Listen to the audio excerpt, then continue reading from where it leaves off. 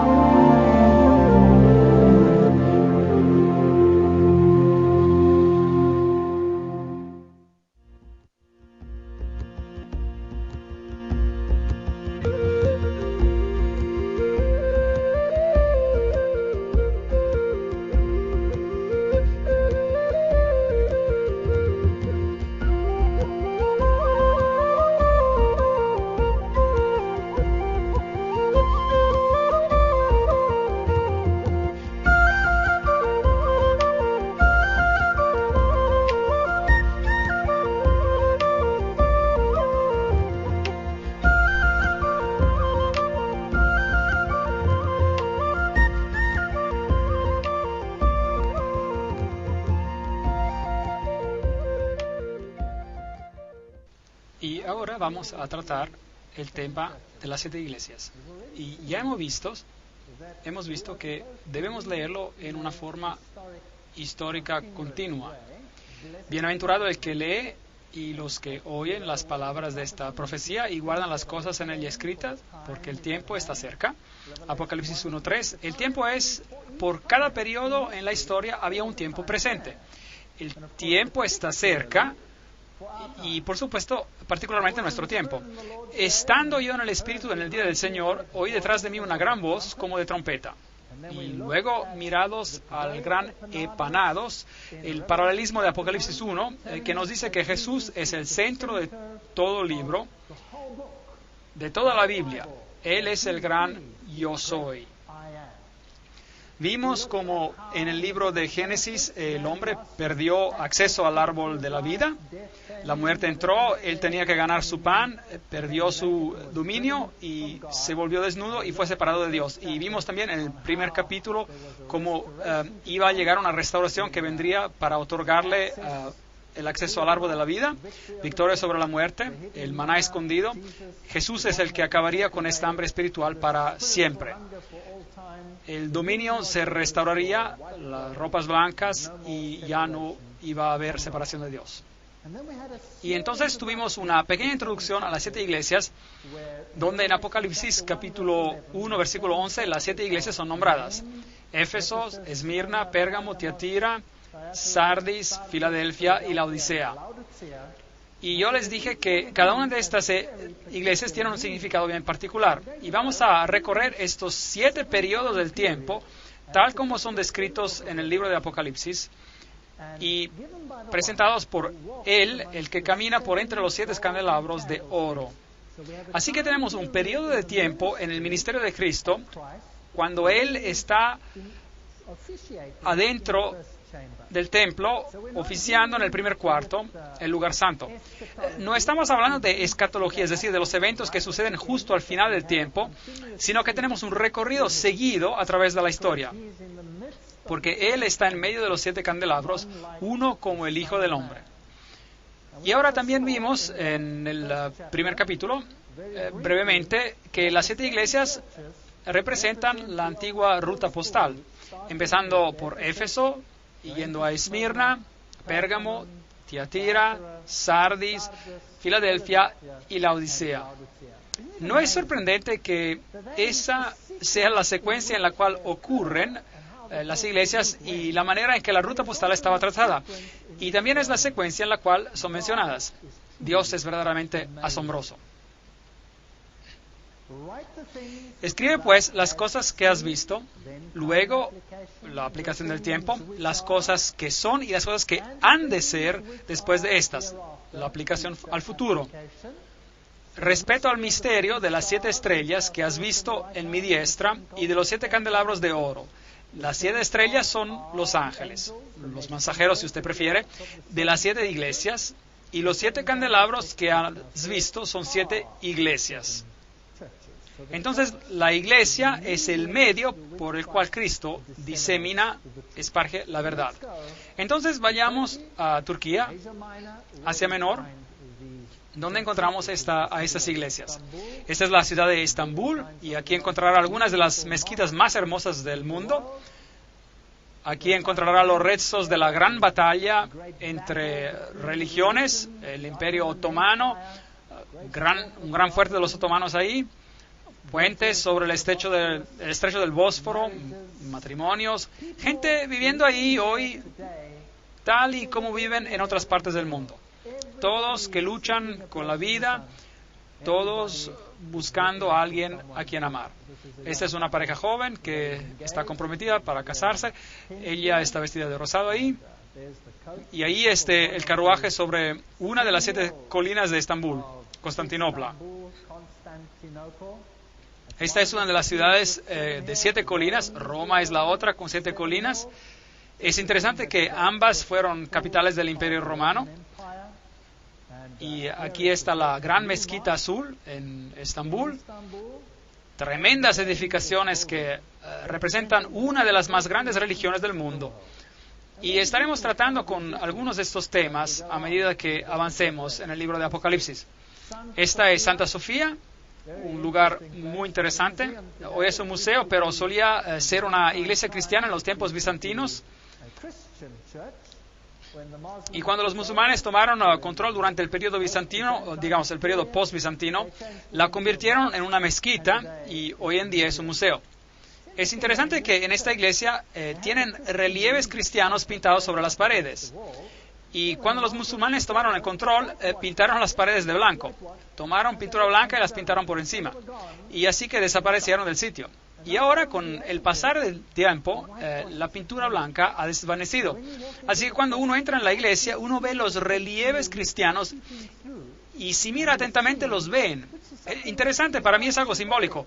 Parece como si las grandes barreras entre las religiones se están cayendo y se están mezclando las religiones en una sola. Tiempos interesantes que el mundo está enfrentando. Estos son los canales subterráneos donde uno puede ir de compras. Es bien oscuro allá abajo. Por supuesto, es un país muy interesante, uno de los países fenomenales para visitar. Excelentes instalaciones, comida riquísima, tercer mundo y primer mundo en uno. La ciudad de Troya existió aquí y esto es lo que queda de esa ciudad. Y esto es lo que queda del pueblo de Troas. Aquí es donde Pablo predicó una noche y debió haber sido un predicador aburrido, que seguía por horas y horas, así como yo, porque el pobre Euticos, nos dice la Biblia, no lo pudo soportar más y se quedó dormido, como se quedan algunos dormidos cuando yo hablo, y se cayó Euticos de la ventana y se rompió el cuello. Y el milagro ocurrió cuando Pablo oró sobre él y él fue sanado. Ese es el lugar. Hoy es solo un pequeño puerto de mar donde pescadores salen en sus barquitos. Y aquí es donde tenemos el escenario de las 7 iglesias en esta área. Así que cada una de las 7 iglesias donde Cristo es representado están esparciendo su luz al mundo. Cada uno de estos nombres tiene un significado en particular y tienen un significado profético. Hay un cierto carácter descrito en cada una de esas iglesias que se aplica a ellas en ese tiempo y también tiene una aplicación en el futuro. Entonces las iglesias reciben un elogio, algo que están haciendo bien, y es interesante que hay una iglesia que no recibe ningún elogio, pero a eso llegaremos después. Luego hay un reproche, y los reproches son importantes porque nos dicen algo acerca de la época nuevamente. Si uno es reprochado e instado a arrepentirse, ¿el periodo de gracia ha terminado, sí o no? Claro que no. Porque si uno se arrepiente después del reproche, entonces el periodo de gracia no puede haber terminado. Y uno no puede tomar esta profecía y arrojarla al futuro después del tiempo de gracia. Eso violaría no solo la terminología del libro de Apocalipsis, sino también la estructura donde el texto está mencionado. Estos textos se encuentran según la estructura del quiasmo, en el brazo, la parte histórica. Cristo está ministrando en el lugar santo, no en el lugar santísimo, así que este es un periodo de su ministerio que no pertenece al tiempo de la fin, aunque la profecía avanza por toda la totalidad del tiempo cristiano, aún en ese tiempo. Entonces hay un reproche, después hay un consejo y hay una promesa. Esa es la estructura básica de todas las cartas a las iglesias. Ahora, el primero es el pueblo de Éfeso. Era un pueblo muy próspero. Hoy esas son las ruinas de Éfeso. Aquí está la gran calle de los Curetes. Aquí es donde Pablo ha caminado cuando él ministró en este lugar.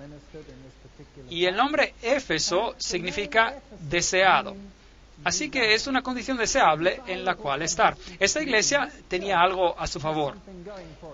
Y si es la primera de la época, porque recuerden que dije que se habla de lo que es, pero también de lo que ha de porvenir, es decir, la historia de la era presente de entonces siguiendo hasta el fin del tiempo.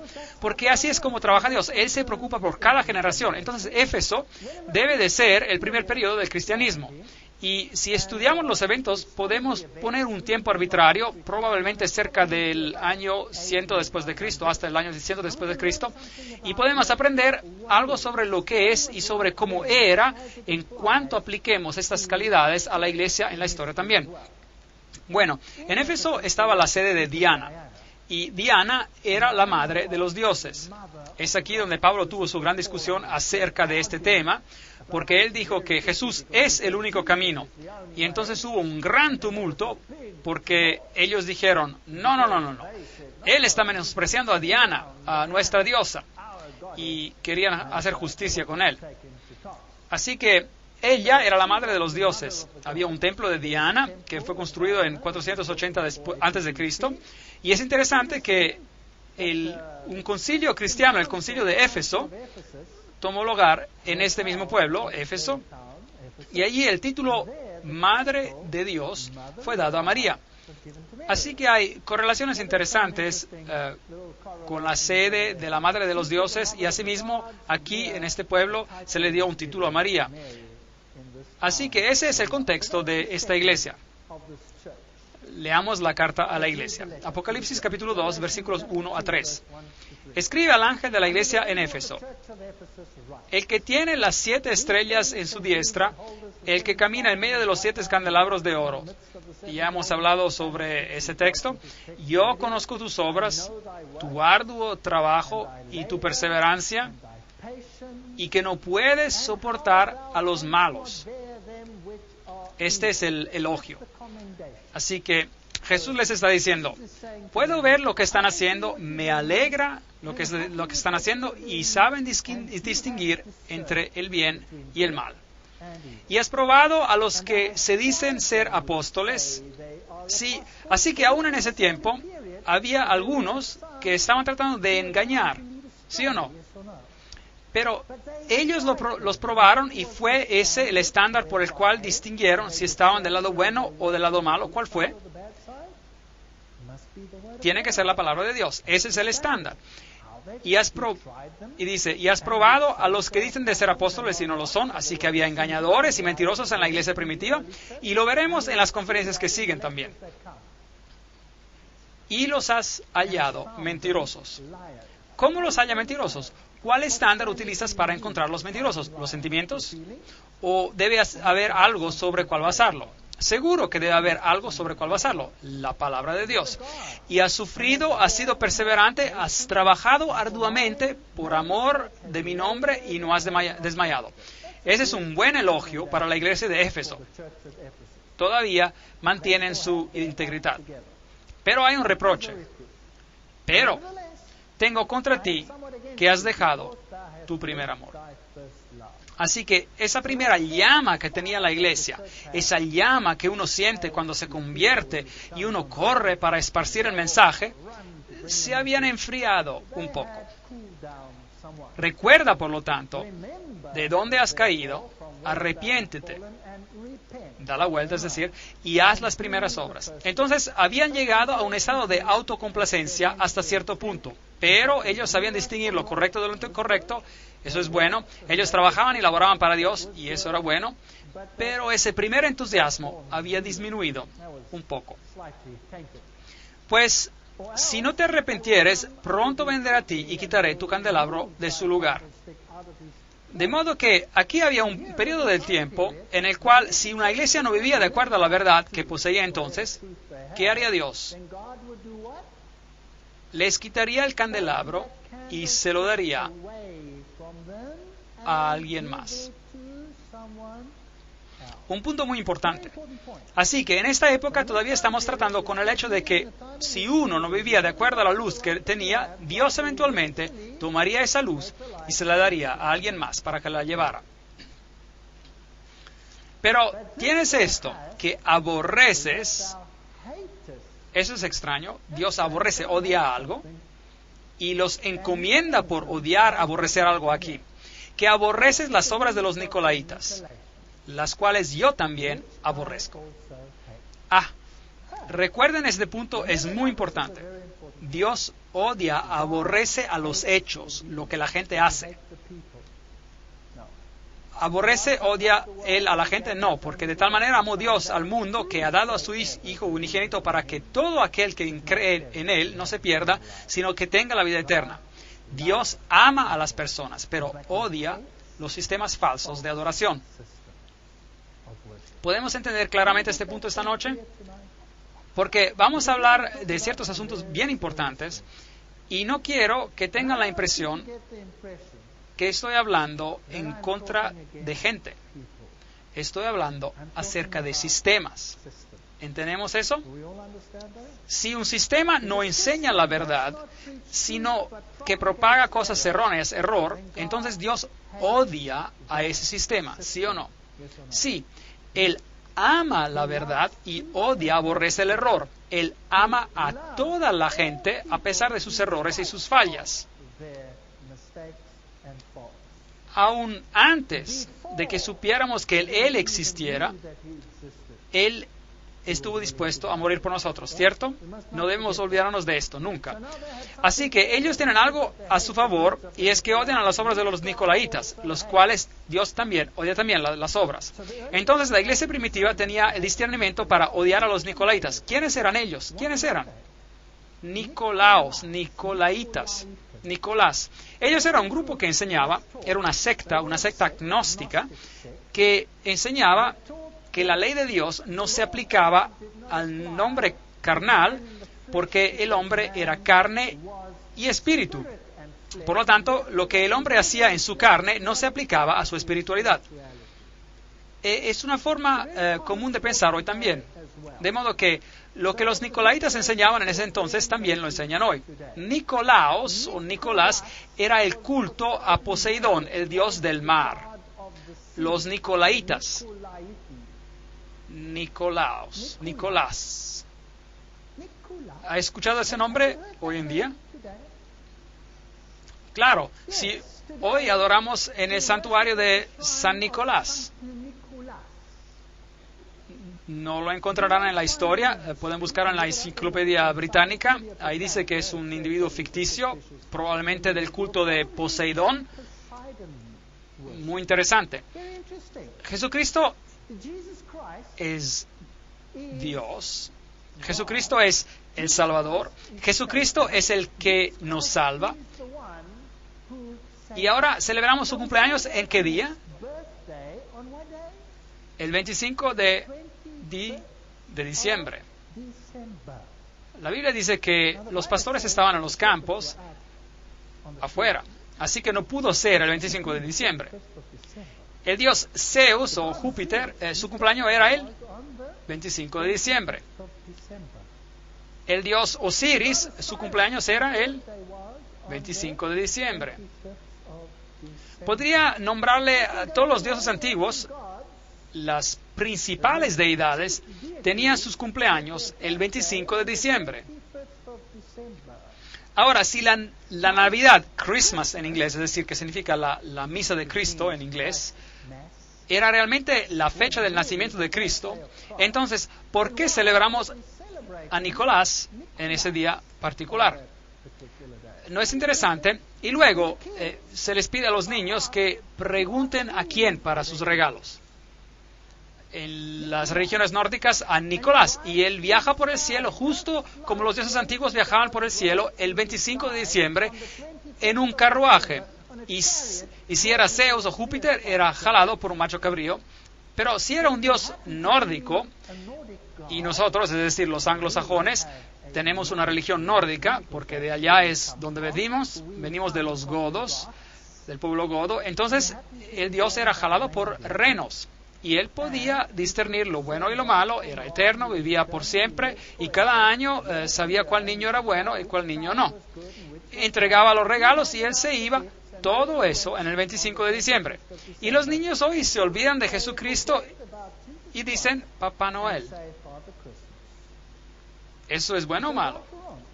Entonces, lo que estamos celebrando es el día de Nicolás, y amamos a los nicolaitas. Pero la iglesia primitiva los odiaba. No odiaba a los individuos, pero al sistema.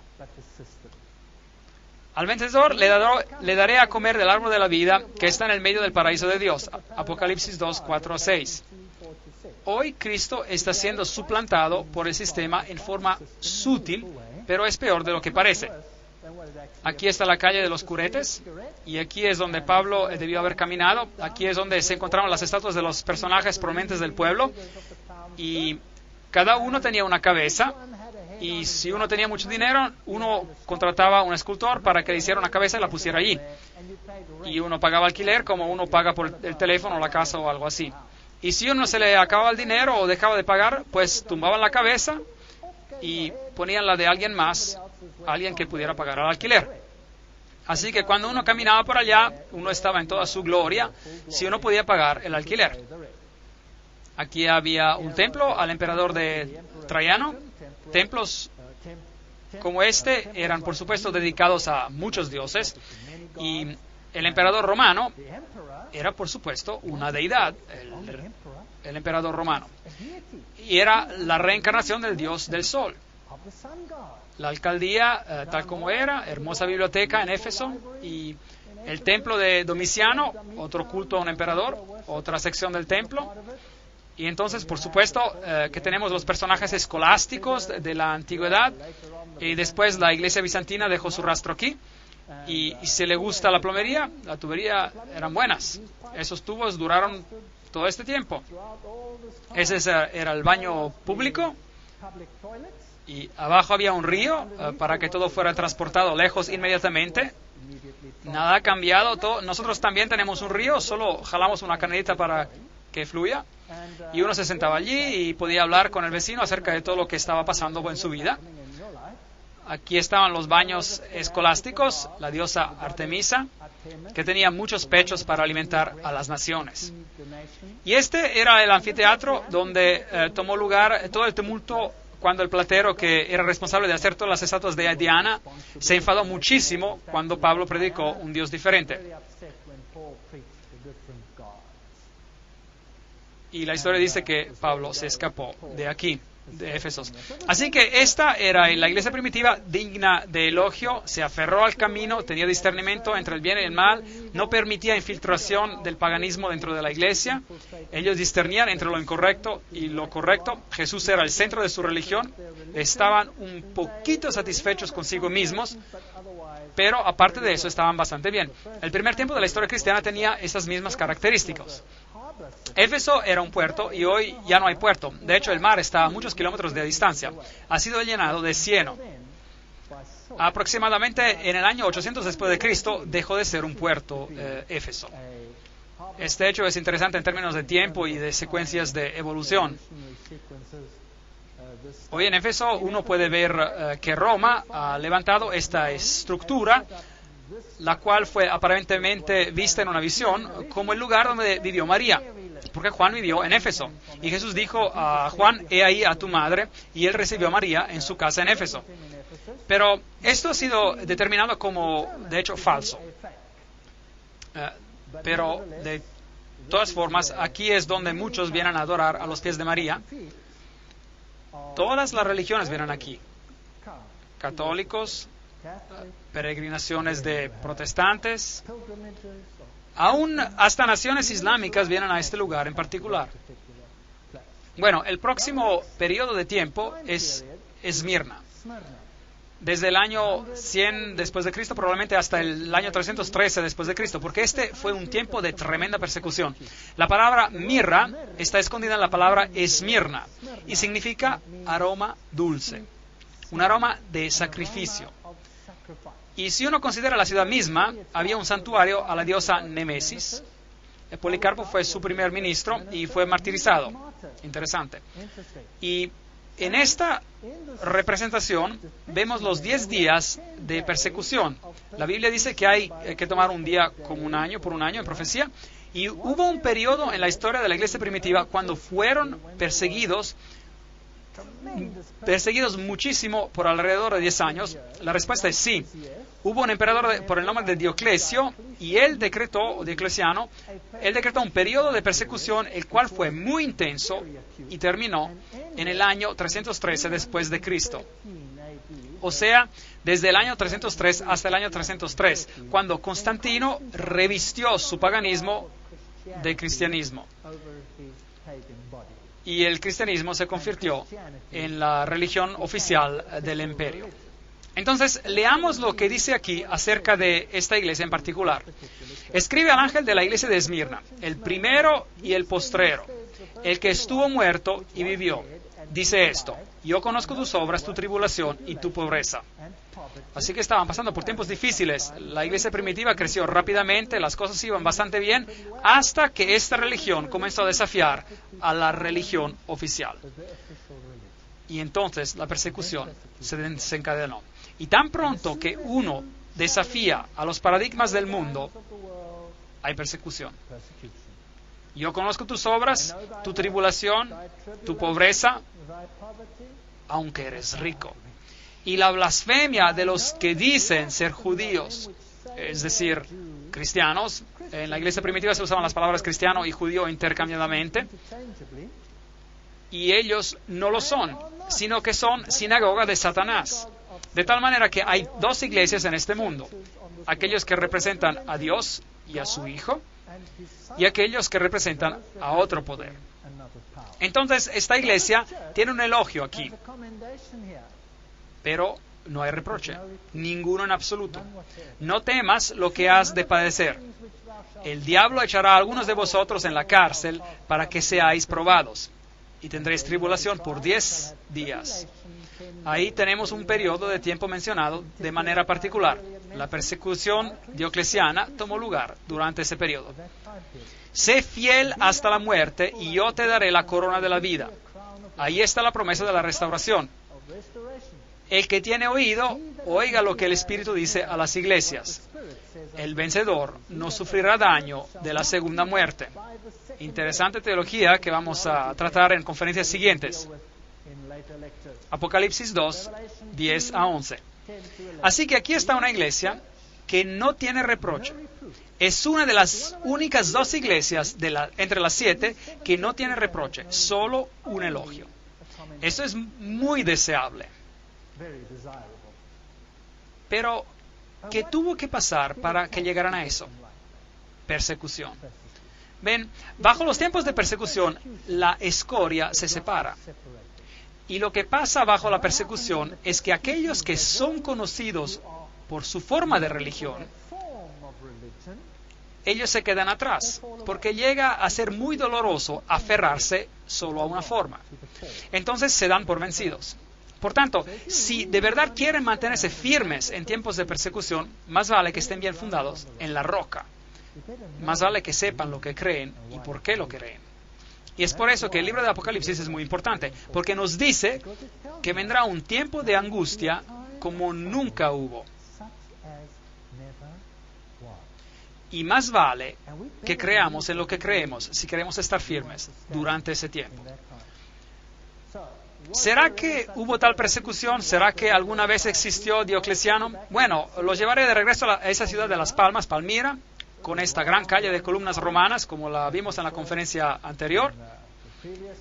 Y aquí están los pilares del templo de Bel en el fondo y estos grandiosos arcos. Y mientras uno recorre esa ciudad, uno llega a este letrero que dice Campamento de Diocleciano. Interesante, así que este emperador tenía su campamento y a sus soldados aquí, desde donde él dirigía su persecución a la iglesia cristiana primitiva. Muy interesante. Esta persecución purificó a la iglesia de todos aquellos que se aferraron al pan y al pescado, por decir, pero aquellos que se aferraron a la roca, ellos fueron elogiados. De modo que este fue el gran campamento diocleciano. Y la Esmirna moderna se llama Izmir, una capital bastante moderna. Esto es todo lo que queda de la antigua Esmirna, no mucho. Pero nos cuenta de una historia y de un tiempo interesante. Esos son jóvenes riéndose y divirtiéndose en Esmirna como en cualquier otra parte del mundo. ¿Y saben qué? Yo creo que Dios los ama. Y a Dios le encantaría que tuvieran el conocimiento completo de la verdad, así como a Él le gustaría que tú y yo tuviésemos ese conocimiento, un conocimiento completo de la verdad.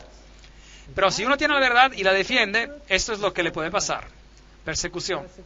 Este es el Coliseo donde fueron perseguidos, donde Nerón quemaba a los cristianos, los usaba como antorchas humanas, se los daba a comer a los leones. Gran sufrimiento y muerte ocurrieron aquí, mientras la gente fue aniquilada a causa del odio entre las naciones, entre las religiones. Ahora estamos entrando en una época muy interesante de la historia hoy en día, donde la tensión entre religiones está muy elevado. ¿Ha notado eso? Y quizás la solución al problema, que parece tan lógica, es de no ser tan fanáticos. Es que es tan doloroso ser fanáticos. ¿Por qué no llegar a un acuerdo para que todos llevemos bien? Comprometer un poco solo. Es verdad. Es verdad. No tendría ningún problema con cientos de religiones en el mundo. Pero tan pronto que como se incorpora a la persecución y nos lleva a destruir a todo aquel que crea algo diferente a lo que uno cree, ahí empieza el problema. Pero, ¿qué pasa si finalmente nos unimos y pretendemos que servimos al mismo Dios? Entonces tendremos paz, paz definitiva. ¿Será que sí? ¿Es que la paz se encuentra en llegar a un acuerdo? ¿Sí o no? Bueno, ese es un problema. La iglesia primitiva descubrió eso. Y entonces llegó la persecución y fueron purgados, depurados. Cuando Satanás no pudo destruir a la iglesia con la persecución, porque cuando él quemaba a un cristiano, 10 tomaban su lugar porque veían la fe de estas personas, que con amor en sus voces y cantos en sus labios y oraciones por aquellos que los perseguían, y no bombas, oraciones por los que los perseguían. Y ellos morían por su fe. Y otros se paraban y tomaban su lugar. Y si eso no le funcionó a Satanás, ¿qué intentó después? Pues, ¿qué tal usar las tácticas de Balaam? Es que Balaam trató de maldecir al pueblo de Dios. Balak quería maldecirlos porque eran una amenaza para él. Pero cada vez que trataba de maldecirlos Balaam, ¿qué pasaba? Una bendición salía de su boca. Un gran problema, un gran problema. Aquí estaban los hijos de Israel y este profeta Balaam se le ofreció un montón de dinero para que los maldijera, pero no funcionaba. Así que inventó un plan. Y dijo, ¿saben qué? Si conseguimos de que pequen contra Dios, entonces la protección de Dios será levantada. Y ahí sí que los tenemos en nuestras manos. Entonces vamos a tratar de hacerlos pecar. ya sé qué haremos. Realizaremos un festival y tendremos una fiesta. Una tremenda fiesta con música estupenda y adoraremos a otro Dios. Y las hermosas mujeres se pueden poner sus minifaldas solo por esa noche y mostrar un poco las piernas. Y eso es lo que hicieron. ¿Y qué hicieron los israelitas? Bueno, pues habían estado marchando por el desierto y sus lenguas estaban resecas y miraron esto y dijeron, increíble, y se dieron. ¿Y qué pasó? Una terrible plaga sobrevino sobre Israel. Veamos si ellos se dieron, comprometieron. Pérgamo significa elevación, elevar. ¿Elevar qué? Elevar el yo sobre lo divino. Hemos escuchado hoy en día acerca del yo cuando prendemos la televisión. No escuchamos que tenemos que encontrar nuestra fuerza ¿dónde? Adentro. Y que uno tiene que cambiarse desde adentro. Y que uno tiene que hacer todo esto por sí mismo. Que esa es la nueva forma de salvación. Pérgamo, elevar los caminos del hombre por encima de los caminos de Dios. Y eso es idolatría. De manera que en la capital de la provincia romana de Asia había un templo a Zeus, a Júpiter, también a Esculapio, el dios serpiente, una serpiente que instruía a los hombres, la serpiente medicinal enrollada en un poste. ¿Será que usamos ese símbolo hoy? Sí, el mundo de la medicina lo utiliza. El procónsul de Pérgamo tenía una espada de doble filo. Y es interesante que esta ciudad era el bastión del clero, del sacerdocio babilonio. Es que cuando Babilonia fue conquistada por Medo-Persia, ellos tomaron control de la religión babilónica, pero los sacerdotes se rebelaron contra Medo-Persia. Y entonces el clero fue expulsado de Babilonia y se establecieron aquí, en esa ciudad. Así que aquí estaba el clero babilonio oficial con sus raíces antiguas. Interesante. Tomaron la piedra de paladio, las vestiduras, que de hecho eran las vestiduras de Dagón. Tenían un manto de pez y tenían una mitra relacionada al pez con forma de boca abierta en sus cabezas. Muy interesante, porque ellos representaban a Dagón, el dios de los peces. Y de hecho, él era llamado Pontifex Maximus, el puente entre el cielo y la tierra. De manera que uno era salvo por la mediación del hombre, la mediación de la iglesia, en vez de la mediación de Cristo. Así que ellos eran el puente entre el cielo y la tierra, junto con las llaves y la mitra. Entonces, el sacerdote tenía las llaves, dos llaves, la llave para el cielo y la llave para el infierno. Interesante. Y ellos eran llamados los reyes pontífices de Pérgamo. Y el último fue Átalo, el tercero, antes de que esta región se convirtiera al cristianismo. Así que Átalo III, cuando se dio cuenta de que Roma los iba a conquistar a la fuerza, se dio su título al emperador romano. Por lo tanto, que cuando uno va a Roma hoy, ustedes pueden ver detrás de los emperadores romanos las letras PM, Pontifex Maximus, el constructor de puentes. Y los emperadores romanos, como vimos antes, eran dioses. Así que uno podía orar a ellos. Eran los que abrían las puertas del cielo para el hombre. Ahora bien, es interesante que esas mismas letras, PM, no solo se encuentran detrás de los nombres de los emperadores romanos, sino también detrás de los nombres de ¿quiénes? De los papas. Se encuentran las letras PM, Pontifex Maximus. Entonces este título se le atribuyó a través de la historia a los emperadores romanos y finalmente a los pontífices de Roma, quienes, por cierto, también tienen las dos llaves, a las cuales se refieren como las llaves de ¿quién? De Pedro. Y ellos también tienen las mismas vestiduras, con la mitra, que representa a Dagón. ¿Y cómo fue que todo eso llegó a la iglesia cristiana? Ahora bien, en el año 378, después de Cristo, el emperador Cristiano Graciano rechazó el título. Por lo tanto, que aquí estaban los emperadores romanos y de repente uno dijo, yo no quiero ese título. Entonces se quedó sin dueño el título hasta que fue agarrado por Damasco, obispo de Roma. Y así es como el título llegó a ser parte integral del pontificado romano. Entonces, hoy todavía existe ese título. Pero, ¿qué fue lo que pasó aquí en Pérgamo? Bueno, aquí fue donde se llegó al compromiso, a la mezcla. En Pérgamo tenemos este gran altar de Pérgamo, el cual era, por supuesto, un altar a los dioses, para todos los dioses del panteón. Una tremenda batalla está representada aquí entre las fuerzas del mal y del bien. Y Apocalipsis 2, 12 a 14 nos dice, escribe al ángel de la iglesia de Pérgamo, el que tiene la espada aguda de 2 filos. Y esa es la palabra de Dios. Jesús está escribiendo acerca de la palabra de Dios. Y aquí vemos a otro que también tiene una espada. Pero él es un mediador terrenal. Yo conozco tus obras y dónde habitas. Recuerden que él, Jesús, le está hablando a sus miembros, a su iglesia. ¿Y ellos están viviendo dónde?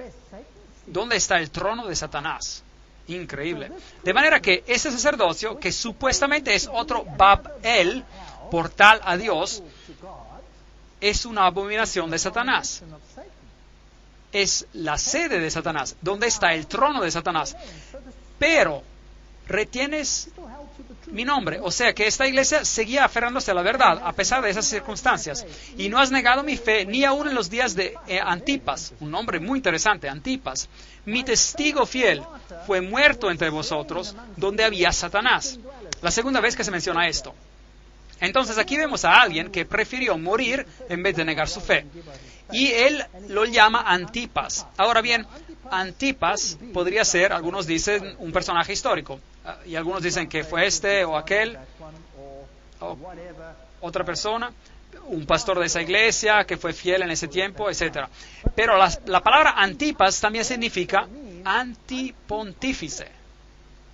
Así que el nombre podía tener un sentido espiritual y simbolizar a ese individuo que afirmaba ser el que mediaba entre Dios y el hombre, de tal forma que la mediación se había movido de Dios y Cristo al hombre, y esto era un problema. Y la gente fue elogiada por ser como Antipas. Pero tengo unas cosas contra ti. Aquí está el reproche. Que tienes ahí a los que retienen la doctrina de Balaam. Aquí está. Que enseñaba a Balac a poner tropiezo ante los hijos de Israel y a comer de cosas sacrificadas a los ídolos y a cometer fornicación. Así que algo había entrado a hurtadillas adentro de la iglesia, porque hay algunos que siguen la doctrina de Balaam. Y hemos hablado de la doctrina de Balaam, ¿qué era? Hacerlos comprometer, mezclar, hacer que pecaran, instarlos a que rompieran a la ley de Dios. Y ahí sí que los tendremos bajo control. Así que aquí hay un compromiso en el cual una doctrina está siendo enseñada, la cual guiará a la gente en el camino equivocado y empezarán a servir a otros dioses. Y eso es justamente lo que va a pasar a la iglesia cristiana. Dios advierte aquí, tengan cuidado. Y miren, compromiso. Las concesiones ocurrieron a causa de Constantino. Constantino dijo, casemos a las iglesias. No tengamos esta constante batalla entre el cristianismo y el paganismo. Casémoslas. Así que emitió un medallón en el cual de un lado él sirve a Jesucristo y en el otro tiene a sus deidades paganas. Pero él tenía un problema. Constantino, el emperador, tenía un problema. ¿Y saben cuál era? La palabra de Dios. Constantino tenía un problema con la palabra de Dios, porque la palabra de Dios cortaba como una espada a doble filo. Y entonces, ¿qué hizo? Dijo, lleguemos a un acuerdo, un compromiso. Voy a dar una conferencia completa de este tema. Entonces consiguió que su sacerdote, llamado Eusebio, que él reescribiera porciones de la Biblia. Y mandó hacer 50 copias.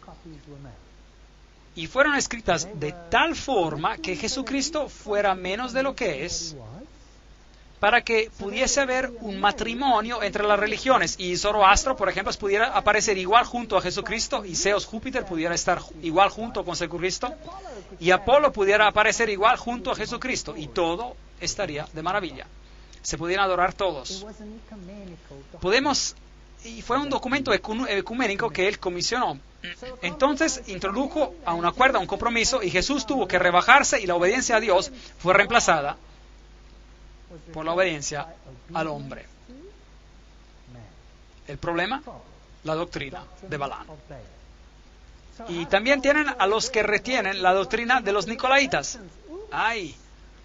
Primero odiaban la doctrina de los nicolaitas y ahora se aferran a la doctrina. Por tanto, arrepiéntete, pues si no, vendré pronto hasta ti y pelearé contra ellos con la espada de mi boca.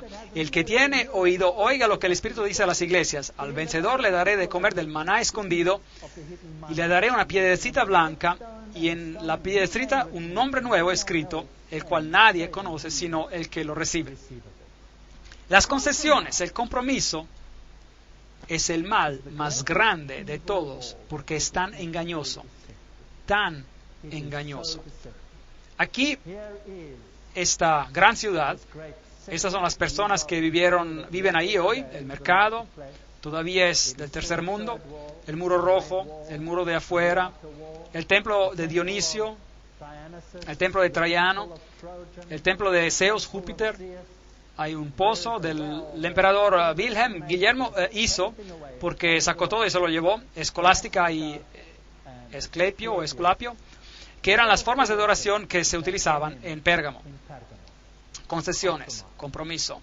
Me gustaría aconsejar hoy que los compromisos entre el error y la verdad sean rechazados y que Jesús y su verdad sean hechos eternos en el corazón. Amén. En la última sección llegamos hasta Pérgamo, una de las 7 iglesias, y vimos cómo el compromiso, las concesiones habían entrado en la iglesia y que ahora había gente que creía en la doctrina de los nicolaitas, mientras que antes la habían rechazado totalmente. Aquí vemos un gran anfiteatro de esa ciudad y un pozo. Y el próximo periodo del tiempo de la historia es el más triste en la historia de la iglesia. Porque una vez que uno ha aceptado el compromiso, el hacer concesiones, esto crece como un cáncer dentro de la iglesia y llega a ser una oscuridad total.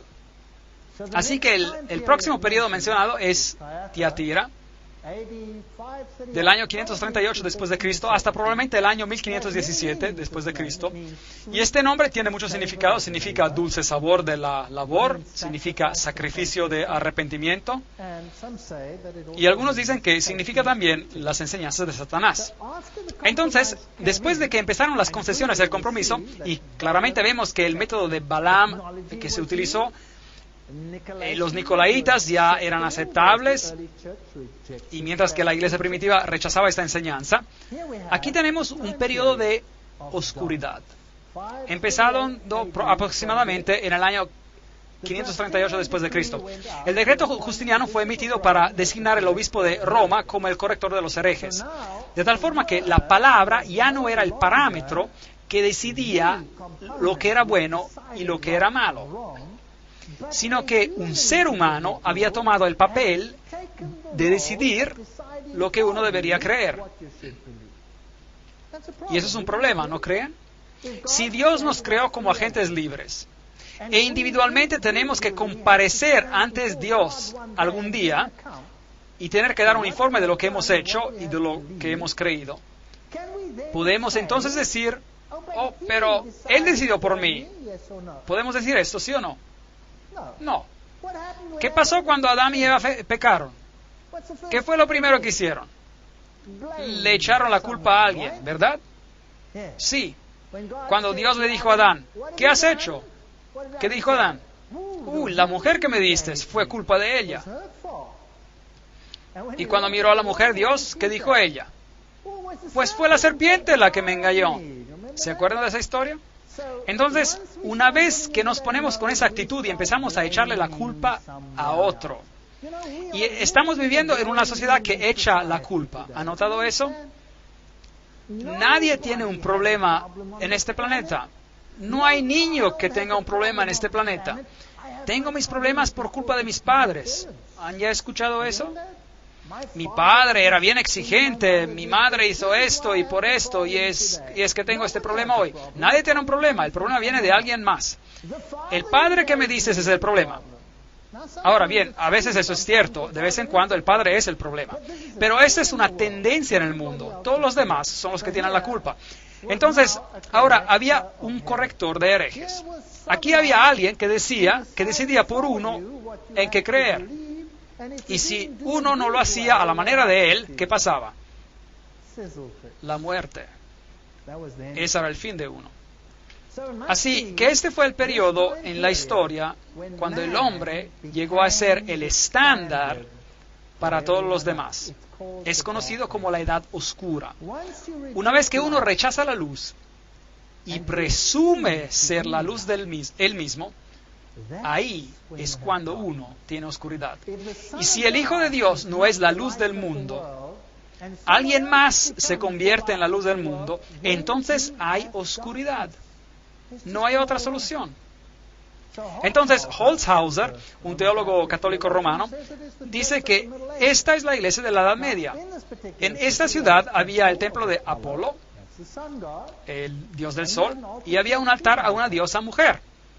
La iglesia de la Edad Media tenía un dios, hombre, y habían edificado a una mujer. Llegaremos a eso más adelante en nuestras conferencias. Había una industria textil en esta ciudad donde hacían tinturas de púrpura y carmesí hechas de una raíz conocida como la raíz de rubia. Ahora bien, los colores púrpura y carmesí también son los colores de la iglesia de la Edad Media. Muy interesante. Y los colores tienen un significado especial. Púrpura es el color de la realeza y el carmesí es el color del sacrificio. Así que ellos asumieron la posición de realeza y sacrificio que no se deben asignarse a nadie más que a Jesucristo.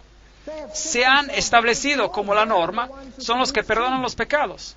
Son los que dicen, venid a mí todos los que estáis trabajados y cargados y yo os haré descansar. Venid a mí, confesadme vuestros pecados y yo os daré absolución. Mientras tanto Jesús dice, yo soy el camino, la verdad y la vida. Confiesen sus pecados a Dios. Por lo tanto, aquí hay un problema ingresando.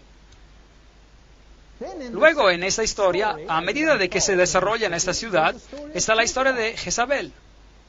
Ahora bien, si uno escudriña el Antiguo Testamento, Jezabel fue una princesa de Fenicia que se casó con Ahab, quien fue el rey de Israel, y llevó a todo el pueblo de Israel a la adoración del sol.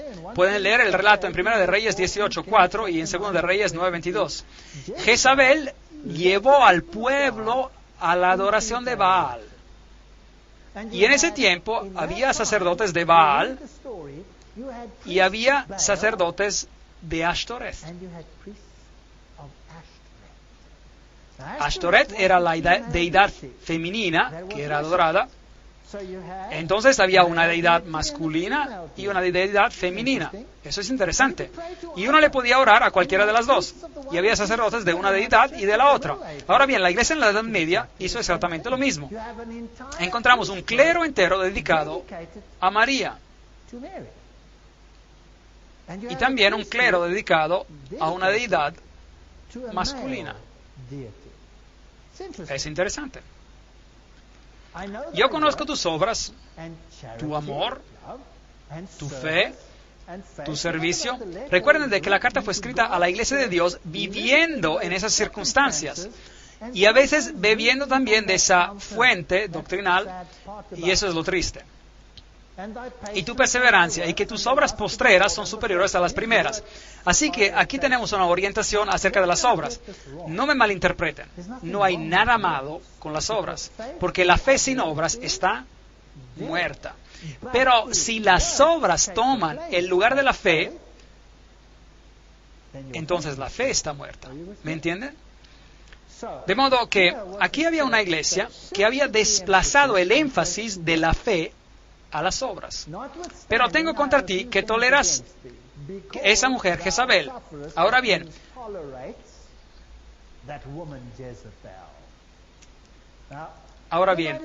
pudo haber existido una Jezabel literal allí.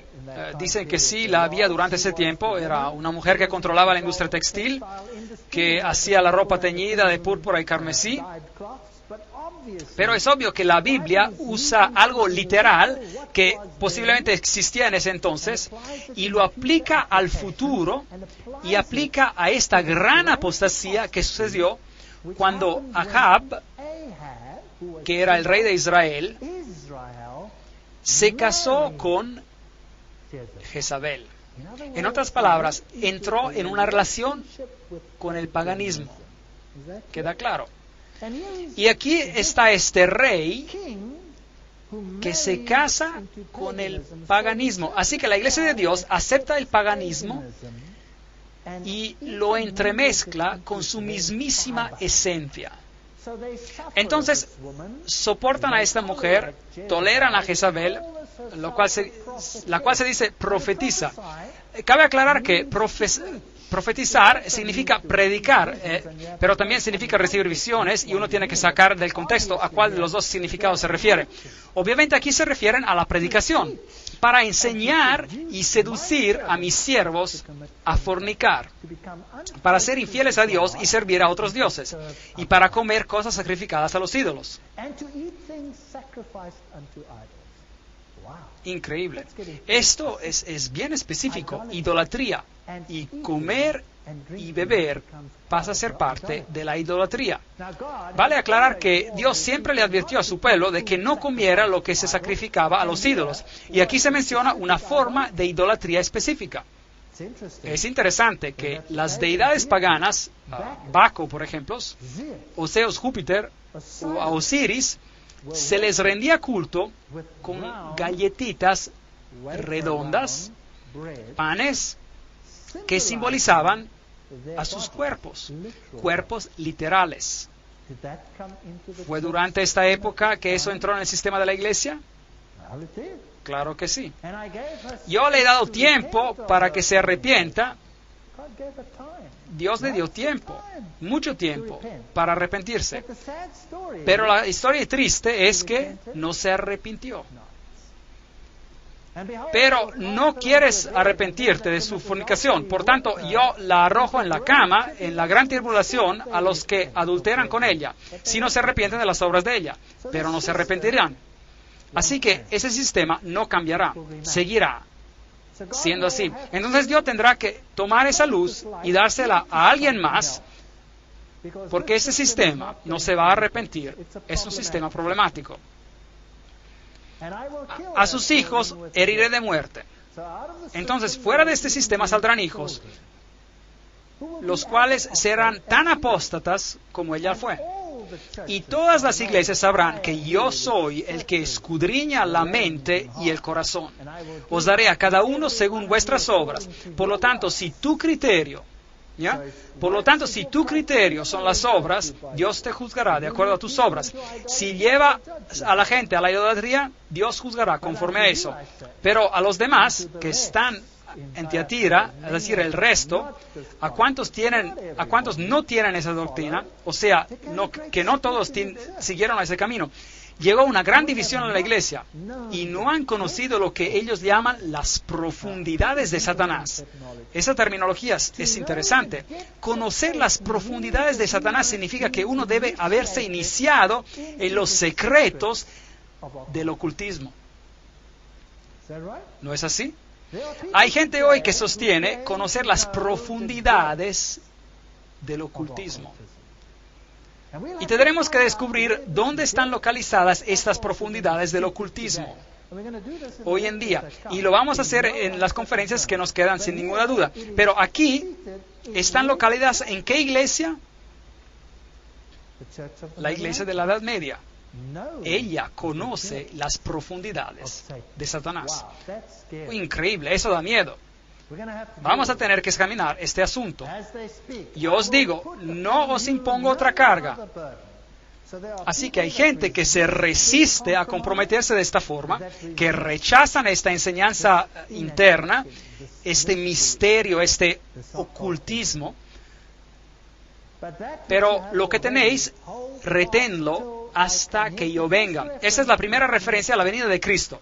Por lo tanto, es obvio que nos hemos movido de una época en la cual la iglesia sabía lo que era la verdad, pasó a ser satisfecha consigo misma, pasó a un tiempo donde hubo gran persecución y la iglesia fue purificada. ¿Se acuerdan? Esmirna, Mirra. Y entonces pasó por un tiempo de compromiso, concesiones, Pérgamo, ¿se acuerdan? Cuando la verdad y el error se entremezclaron, y después a un periodo en el cual el hombre se postula a sí mismo como un estándar para decidir lo correcto y lo incorrecto. Y se convierte en religión para ti, para la persona, reemplazando a la palabra de Dios. Y luego entramos en el ocultismo puro. Dice el texto, retenedlo hasta que yo venga. Al vencedor que guarde mis obras hasta el fin, yo le daré autoridad sobre las naciones. Bueno, aquí está el pilar de Justiniano. Aquí está, y este por acá, conmemorando el decreto por el cual el hombre puede ahora decidir quién está en lo correcto y quién no. Y tiene el derecho de castigar aún hasta con muerte. Pilares son traídos, pilares egipcios. Estos son símbolos fálicos, de hecho, de Osiris. Esto es paganismo. Los encontrarán especialmente en Roma, por supuesto. Al centro del Vaticano se encuentra un tremendo pilar de Tutmose el III, el mismísimo faraón del Éxodo. La corona triple, que es de Medo-Persia, representa en realidad al Dios del cielo, de la tierra y del mundo de los muertos. Increíble. Es impresionante ser coronado con una corona que lo hace a uno rey del cielo, de la tierra y del mundo de los muertos. Eso es tomar el lugar de alguien más. Bueno, obviamente necesitamos un reavivamiento. La iglesia de la Edad Media se convirtió en obscuridad y llegó a ser conocida como la Edad Oscura, de hecho. Y entonces el próximo periodo es Sardis, abarcando desde el año 1517 a 1798. Significa renovación. Hablaremos más en detalle después sobre las fechas y aclararemos por qué estos periodos son importantes. Renovamiento de lo que queda. Literalmente, Sardis significa reforma. ¿No es increíble? Que Dios los ponga en este orden. La ciudad era impenetrable, pero fue tomada 2 veces sin resistencia. Una vez por Ciro, rey de Medo-Persia, y Antíoco, rey griego, Antíoco el Grande. Leamos acerca de este periodo de reforma. Apocalipsis 3, versículo 1. Escribe al ángel de la iglesia de Sardis, el que tiene los 7 espíritus de Dios y las 7 estrellas. Los maestros, es decir, las estrellas son los maestros en sus manos. Yo conozco tus obras, que tienes nombres de que vives y estás muerto. Increíble. Aquí sí que hubo una renovación. Aquí había vida que ingresaba a la iglesia. Algo había sido descubierto. La idolatría había sido dejada a un lado y había vida. Pero esta vida no era lo suficiente completa como para que fuera vida. Había muerte en ella. Sé vigilante y confirma las otras cosas que están para morir. Ese es un testimonio terrible. Estaba por venir la vida y habían cosas que tenían que ser restauradas, que eran muerte, que tendrían que ser restauradas a la vida, pero están listas para morir. Doctrinas enseñadas, porque no he hallado tus obras bien acabadas, completas, delante de Dios. Entonces, es obvio que la Reforma, aunque le dio un nuevo aliento a la doctrina de Cristo, no produjo obras perfectas. No estaba completa. Algo hacía falta. Es muy interesante que en el Concilio de Trento, se discutió un asunto importantísimo, muy importante, y estaremos explorándolo más a fondo más adelante en las conferencias. El asunto crucial fue sola Scriptura, la Biblia y solo la Biblia como el estándar. Roma dijo no. Biblia y tradición. Y la tradición es el contexto en el cual la palabra debe de ser evaluada o interpretada. De tal manera que la tradición, el hombre, es decir, suplanta y controla los asuntos de la Biblia. Esa era la posición de Roma. Y el hombre era el que determinaba cómo debería ser leída la palabra de Dios. Así que la iglesia decide lo que es bueno y lo que es malo para uno, no la palabra de Dios. La Reforma dijo, no, es solo por sola escritura, sola gracia, salvos por gracia y por la gracia solamente, salvos por Jesucristo. Y la palabra de Dios es el estándar por el cual vivimos. Ese fue el asunto. ¿Quién ganó en el Consejo de Trento? Buena pregunta. Roma ganó. La Reforma perdió en el Consejo de Trento. Triste. Después se lo mostraré en otra conferencia. La Reforma perdió. Vino una ruptura, sí, pero la Reforma perdió. Tuvieron la mejor oportunidad en la historia del mundo para completar la obra y ganar, pero perdieron. ¿Por qué? Porque Roma pudo comprobar que sus tradiciones sobrepasaban la palabra de Dios. La Reforma no estaba haciendo lo que predicaba. La Reforma dijo, sola escritura, la palabra de Dios y solo la palabra. Y entonces la iglesia preguntó, ¿guardan todas las enseñanzas? ¿Por qué siguen a Roma en unas cosas e ignoran la Biblia sobre esos asuntos? ¿Por qué la dejaron a un lado? Un cardenal se levantó y dio un discurso, regresaré a eso en la próxima conferencia, y dijo, ¿por qué aceptan nuestras tradiciones sobre la palabra? Están transgrediendo sus propios preceptos. No saben lo que dicen. Son solo una rebelión. Y la Reforma perdió en este punto. No fue perfecta delante de Dios. Historia triste. Acuérdate, pues, de lo que has recibido y oído. Guárdalo y arrepiéntete. Pues si no velas, vendré sobre ti como un ladrón y no sabrás a qué hora vendré sobre ti. Esa también es una triste historia. Si uno rechaza la luz, tarde o temprano, no podrá discernir en qué tiempo vive. Y la venida de Cristo será una sorpresa total. Pero tienes unas pocas personas en Sardis que no han manchado sus vestiduras. Entonces, no todo estaba mal con la Reforma. La Reforma fue una herramienta poderosa.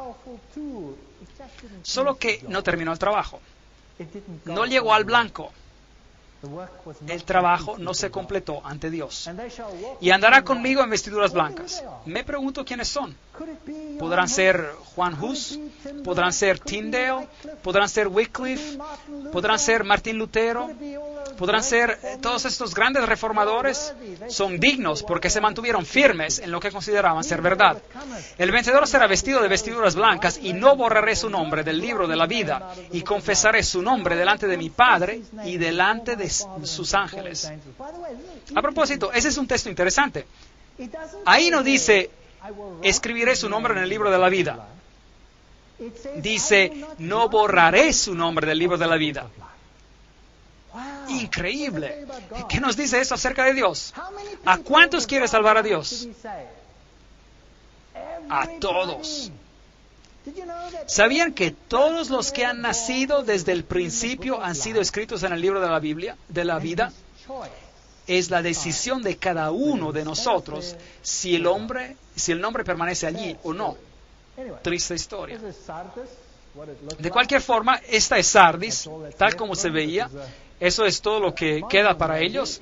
Esta es una mujer musulmana que nos acompañó en ese tour. Una historia maravillosa. Ella aceptó el cristianismo y tuvo que huir por su vida como consecuencia. Cambiando de tema, aquí está una iglesia bizantina cubierta. Ahora hay una granja allí. Esta es una vieja sinagoga que ha sido abierta y limpiada. Aquí es probablemente donde Pablo enseñó. Y quizás Pablo estuvo en esta sinagoga en Sardis. Si vemos ejemplos de la historia, esta es la ciudad de Praga. Hoy es bastante industrial, pero la ciudad antigua es bellísima, muy bella. Una de las ciudades antiguas mejor preservadas en Europa, pero muy, muy impresionante. Aquí es donde Juan Hus predicaba, y hay una estatua en su memoria enfrente de estos edificios viejos, y aquí es una canción que ellos cantaban. Ahora, no puedo leer la lengua checa, pero de todos modos, esta canción era en contra del rey de Babilonia. Y él predicaba, este husita, que este rey de Babilonia estaba tomando el lugar de Jesucristo. Y Hus fue declarado un hereje y sentenciado a la muerte en la estaca. Pero tienes unas pocas personas en Sardis que no han manchado sus vestiduras y andarán conmigo en vestiduras blancas, pues son dignas. Aquí está el viejo puente sobre el río en Praga, y aquí colgaban los cuerpos de los husitas, los que seguían a Hus y que rechazaban las enseñanzas de Roma y escogían las enseñanzas de la Biblia. Así que si los descubrían, los cortaban a pedazos y los colgaban ahí para que todos los vieran. De tal forma que se podía ver un cadáver allí, un brazo, una pierna colgando, para recordarle a la gente que no valía la pena ir en contra de la iglesia en la Edad Media. Mientras se cruza este puente hoy, se pueden encontrar los santos ahí, de regreso en su lugar. Aquí hay una mujer poniendo su mano en esta imagen. Y uno puede ver cómo esta imagen de bronce está brillante debido a toda la gente que pone sus manos ahí. Porque creen que si ponen sus manos ahí, recibirán una bendición especial. Ese es un santo católico que aparentemente murió aquí al ser colgado sobre el puente. En efecto, dicen que lo subieron posiblemente del puente. Y así que si uno pone la mano ahí, recibe una bendición especial. Así que uno puede recibir bendiciones a través de las acciones del hombre. Es contra esa idea que peleaban los husitas, la elevación del hombre sobre Cristo. Los símbolos de la adoración del sol, los signos del zodíaco. Aquí está una enclave jesuita en las letras H-I-S, Horus, Iris y Set. La Trinidad egipcia. Las iglesias están siendo modificadas. Aquí está un balneario donde se pueden comprar alimentos saludables. Aquí está Martín Lutero. Y aquí, en esta escalera, la cual se llama la Santa Scala, Martín Lutero se levantó después de estar arrollado y dijo: el justo vivirá por fe. Y ven, esta escalera se dice que fue la escalera por la cual Jesucristo caminó cuando fue sentenciado a muerte por Pilato. Y entonces dicen que un día milagrosamente los ángeles tomaron la escalera de Jerusalén y la pusieron en Roma. Así es como llegó allí. Y entonces construyeron esta catedral alrededor. Y hoy, si uno sube la escalera arrodillado, uno puede recibir una bendición especial y 90 días de absolución. Aún hoy se puede recibir. Eso significa que por 90 días uno puede hacer lo que uno quiera y está perdonado por anticipado. Un sistema estupendo, excepto que no es bíblico. Así que miré a estos jóvenes y viejos subiendo de rodillas, gateando para subir a los escalones, tratando de encontrar perdón por lo que sea que hayan hecho o que querían hacer. Triste, ¿no? Cuando todo lo que tenemos que hacer es mirar a Jesús y decir: aquí estoy, Señor, soy un pecador, perdóname. Y Jesús nos ve y dice: no te condeno, ve y no peques más. Qué manera más maravillosa de encontrar perdón. Hier stand vor Kaiser und Reich Martin Luther 1521. Aquí se presentó Martín Lutero ante el emperador y el reino. Martín Lutero. Y dijo: aquí estoy, no puedo obrar de otra manera.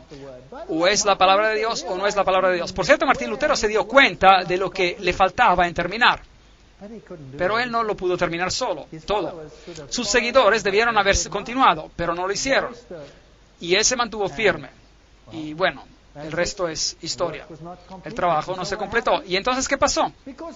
Debido a que Martín Lutero no pudo continuar la obra, otra denominación cristiana se levantó y dijo, hey Martín, le faltó algo. Y empezaron una nueva denominación. Y siguieron al nuevo líder que se llamaba a lo mejor Calvino. Y se llamaron calvinistas. Y entonces alguien más descubrió, hey, Calvino y Martín Lutero, parece que no se dieron cuenta de que la Biblia enseña algo más por acá. Y entonces tenemos a los bautistas, por ejemplo. Y entonces encuentran nueva información y los luteranos dicen, bueno, Martín no vio eso y entonces nosotros tampoco. Y los calvinistas dicen, bueno, nosotros no vimos eso tampoco, así que no vamos a seguir esa ruta. Y entonces tenemos a Wycliffe que dijo, aquí hay algo bueno que hemos descubierto en la Biblia. Como protestantes, hagamos esto. No, mejor háganlo ustedes solos. Formen su propia denominación. Y entonces, ¿qué pasó? Tenemos todas estas denominaciones, cada una con sus doctrinas que están basadas en la Biblia, pero cada una alegando tener algo diferente de las demás que las mantiene separadas. ¿Tenemos la misma Biblia, sí o no? ¿Tenemos las mismas verdades y tenemos la misma Biblia, sí o no? Entonces, ¿por qué tantas denominaciones? ¿No podemos averiguar cuál es la verdad y hacerla? Bueno, y entonces viene Filadelfia, del año 1798 al año 1844. Filadelfia significa amor de la hermandad. Atalo el segundo la construyó porque amaba a su hermano Eumenes y era la entrada a las montañas, era una puerta abierta. Pues esta es una época interesante porque después de la reforma que había terminado, ahí es cuando empezó la misión mundial. Carey se fue a India en el 1793, Morrison se fue a China en 1807, Moffat a África en 1817, la Sociedad Bíblica Británica comenzó en 1804, la Sociedad Bíblica Americana comenzó en 1816, la palabra se esparció por el mundo. Escribe al ángel de la iglesia de Filadelfia, amor de hermandad, esto dice el santo, el verdadero, el que tiene la llave de David, el que abre y ninguno cierra, y cierra y ninguno abre. Este es un concepto interesante, el abrir y el cerrar. Algo se está abriendo y algo se está cerrando. Y es así que Dios abre el camino a la misión mundial y el mensaje se esparce. Pero también hay algo que se está abriendo y cerrando. Había portones o puertas, si prefieren, entre los compartimentos del santuario. Y cuando entramos al próximo periodo, encontraremos que ya no estamos en el lugar santo, sino en el lugar santísimo. Entonces el ministerio de Jesús debió haber emigrado del lugar santo al santísimo, pero ese es un concepto con el cual no trataremos en detalle ahora. Yo conozco tus obras, por eso he puesto delante de ti una puerta abierta, la cual nadie puede cerrar. Pues aunque tienes poca fuerza, un grupo pequeño de creyentes, has guardado mi palabra y no has negado mi nombre. Aquí no hay reproche. Un grupo pequeño decide de que seguirán a Cristo en todo, toda la verdad. ¿Qué pasó durante este periodo de tiempo? De la sinagoga de Satanás. Así que hay la iglesia de Satanás en el mundo, de los que dicen ser judíos y no lo son, sino que mienten. Te daré algunos, y yo haré que vengan y se prostren a tus pies reconociendo que yo te he amado. Así que hay un grupo que encuentra la verdad y algo que está siendo restaurado, por cuanto has guardado la palabra de mi paciencia. De regreso a la palabra de Dios. Obviamente hay algo que se está haciendo de manera diferente. Yo también te guardaré de la hora de la prueba. Entonces no estarán aquí justo al final, de manera que es un periodo justo antes de los últimos grupos sobre la tierra, que ha de venir sobre el mundo entero para probar a los que habitan sobre la tierra. Vengo pronto. ¿Qué le dijo a la iglesia anterior?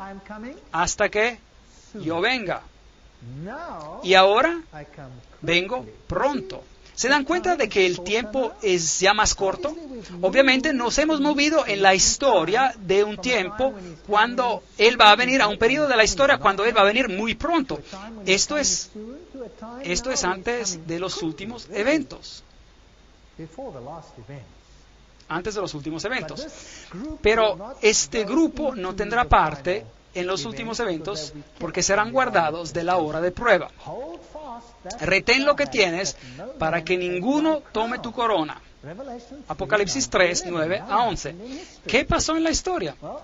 Bueno, si uno va a Filadelfia, encontrará unas cuantas ruinas de algunas iglesias bizantinas de la Edad Media, y esta anciana tiene una connotación interesante para mí. Me enseñó una lección muy interesante. Le dio un abrazo y un beso a una mujer que estaba muy triste porque estaba siendo marginalizada por los demás. Y la señora me dio una mirada de reprimienda. Y voy a acordar esa mirada porque me enseñó algo. Me enseñó que uno debe respetar a la gente más por el valor de lo que son que por el valor de lo que hacen. Pero esa es una historia diferente y es para otra ocasión. Al vencedor yo lo haré columna en el templo de mi Dios. Tremendo, ser parte de los salvos. Y nunca más saldrá de allí. Vida eterna. Escribiré sobre él el nombre de mi Dios. El carácter de Dios estará en él. El nombre y el nombre de la ciudad de mi Dios. El carácter de mi pueblo. Que es la nueva Jerusalén, la cual desciende del cielo. Noten que no es una ciudad con mal alcantarillo aquí en la tierra. No, es una ciudad que desciende del cielo. Con mi Dios y mi nombre nuevo le escribiré. Apocalipsis 3, 12. Esas son grandes promesas para esta iglesia, Filadelfia. Una temporada de renovación de Filadelfia, cuando las enseñanzas de la Biblia eran tomadas en su totalidad de nuevo y combinadas con una enseñanza siguiendo todo lo que está en la Biblia. La Biblia también se esparció a todo el mundo, con Satanás tratando de confundir el asunto, y el pueblo de Dios supuestamente allí para representar la justicia y la verdad. Y luego viene la última iglesia, la Odisea. Y si tomamos la profecía de Daniel, donde se termina la profecía de los 2300 días, y con esta fecha muy interesante, el año 1844, vamos a tener toda una conferencia al respecto, así que no vamos a tratar de ese tema por ahora, sería demasiado complicado. La Odisea significa nación del juicio, eso quiere decir que es la última, el cumplimiento histórico del Yom Kippur. Cristo está en el lugar santísimo ahora, porque ya no estamos hablando de candelabros, ni de panes, ni altares de incienso, estamos hablando del Arca del Pacto. Entonces, Jesús se ha movido a la siguiente fase, el Yom Kippur, la hora del juicio. Muy interesante. Ahora, la ciudad, Antíoco, la construyó y la nombró en honor de su esposa la Odisea. Se llamaba Laodice y era un balneario la ciudad. Ellos tenían ungüentos para los ojos que fabricaban, uno muy famoso llamado colirio. Podríamos decir que se servían para brindar visión espiritual. Era una ciudad muy adinerada, fue destruida en el año 60 después de Cristo por un terremoto, la reconstruyeron con sus propios fondos, sin necesidad de fondos estatales. Eran ricos, lo tenían todo y tenían un balneario. Esas son las ruinas de la Odisea, algunas de ellas todavía están siendo desenterradas. Aquí hay un viejo anfiteatro que no ha sido excavado todavía. Ellos tenían un sistema fascinante de tuberías. Noten todo el material aislante alrededor de los tubos. Tremendo. Ellos ponían toda esta tubería dentro de estos sistemas pesados y bombeaban el agua a todo el pueblo. No muy lejos de ahí hay pozos calientes, pero no había ninguno en la Odisea, así que bombeaban el agua y entraba a la tubería, caliente todavía el agua, y era una hazaña de la ingeniería. Y cuando salía de la Odisea, el agua ya no estaba caliente, salía tibia. Si uno se la tomaba tibia, le daba náusea y vomitaba. Y si la calentaba, se la podía tomar en forma de té o algo así. Y si la enfriaba, también se la podía tomar. Tal como hoy tenemos remedios de sal y uno se los puede tomar y bajaban, y se pueden beber. Pero cuando el agua llegaba, allá estaba tibia. Una historia fascinante de arqueología. Yo conozco tus obras, que ni eres frío ni caliente. Ojalá fueras frío o caliente. Pero por cuanto eres tibio y no frío ni caliente, te vomitaré de mi boca. Apocalipsis 3, 15 y 16. Noten que el reproche no es vendré y tomaré tu candelabro y se lo daré a alguien más. El reproche es te vomitaré de mi boca.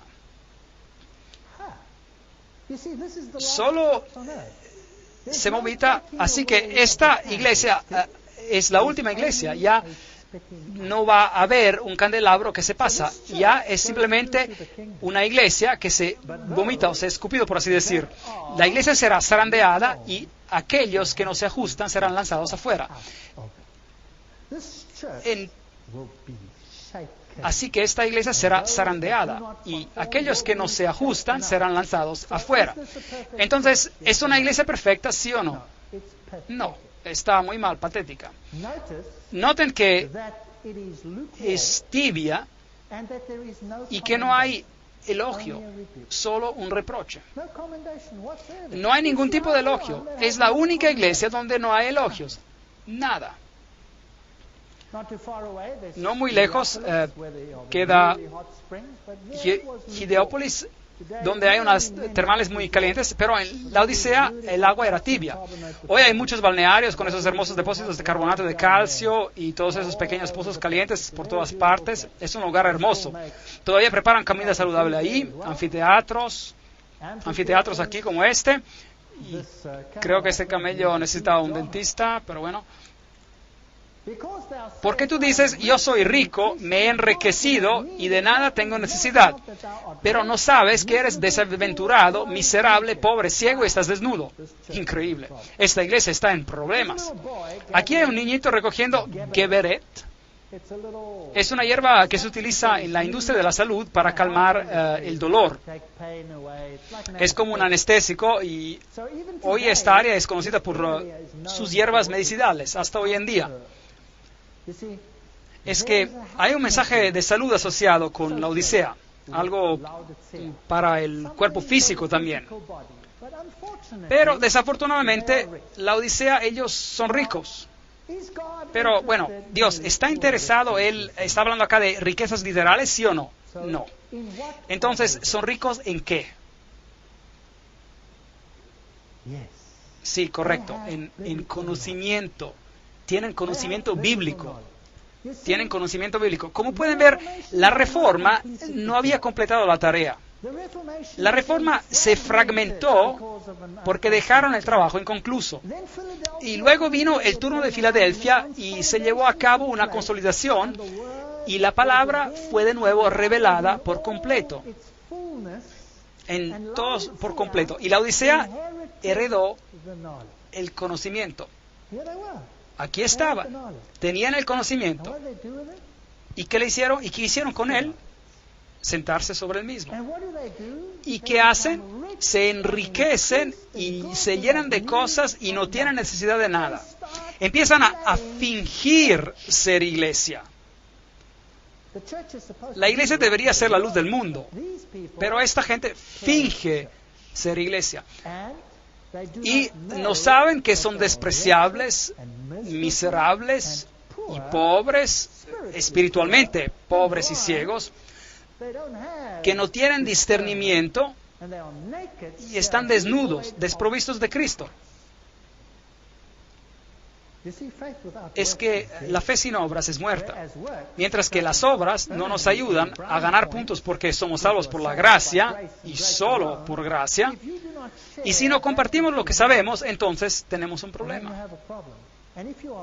Y si uno es rico y cree que tiene la verdad, entonces,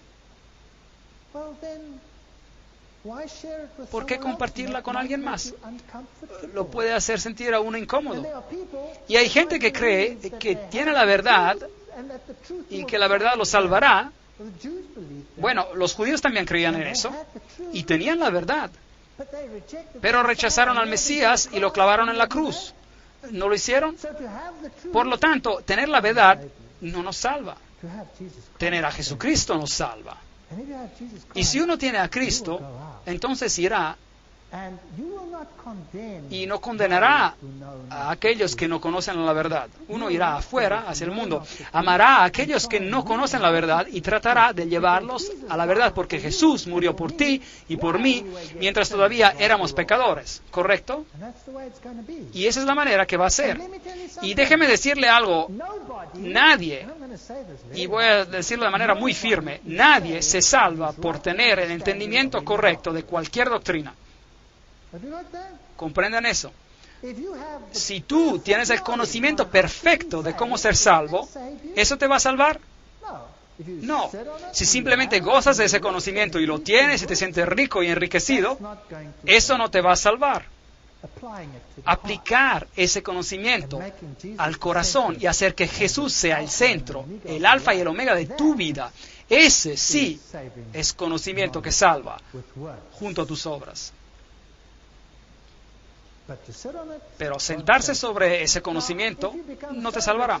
Si estás enriquecido y de nada tienes necesidad, ahora bien, uno llega a ser tan rico y enriquecido y se pone a discutir sobre esto y aquello y dice, yo tengo entendimiento perfecto sobre esta doctrina y por eso tengo razón y tú no, y tú estás perdido y yo salvo. Esta iglesia está tan llena de conocimiento que tiene tiempo para debatir el asunto, dándole vueltas y vueltas como con un perro que se persigue su misma cola y no llega a ningún lado. Esta iglesia es desaventurada y miserable. Así que si están buscando la iglesia perfecta de los últimos tiempos, no la encontrarán. Tienen que buscar una que es miserable, pobre, ciega y desventurada. Entonces quizás la van a encontrar. ¿Cómo es posible? Por tanto, yo te aconsejo de que compres de mí oro refinado en el fuego para que seas rico y vestiduras blancas para vestirte. Entonces, ¿cómo nos enriquecemos? ¿Y cómo obtenemos los mantos de justicia?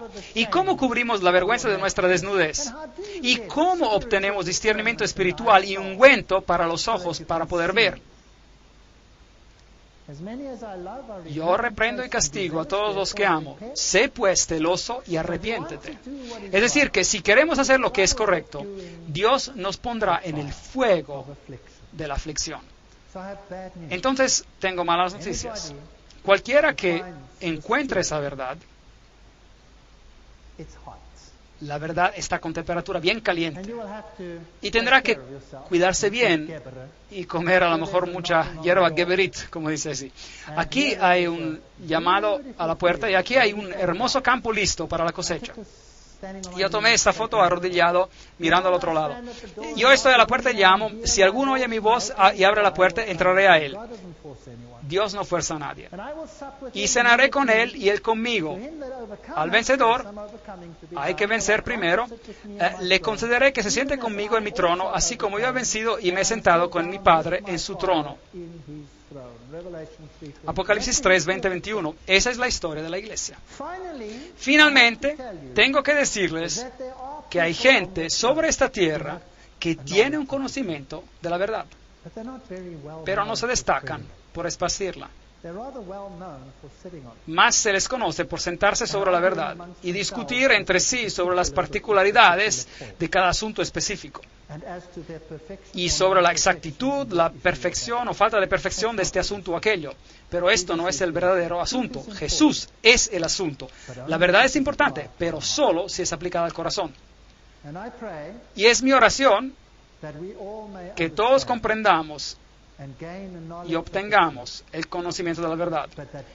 Pero más que eso, que evitemos ser címbalos que retiñen y que encontremos a Jesús y lo apliquemos a nuestro corazón. En las próximas conferencias estudiaremos de cómo la verdad ha sido tirada al piso en nuestro planeta y en qué problema nos encontramos realmente. Y quién controla qué y cómo lo hace. Que Dios les bendiga y les guarde y asistan a las próximas conferencias que explicarán paso tras paso toda la batalla entre el bien y el mal.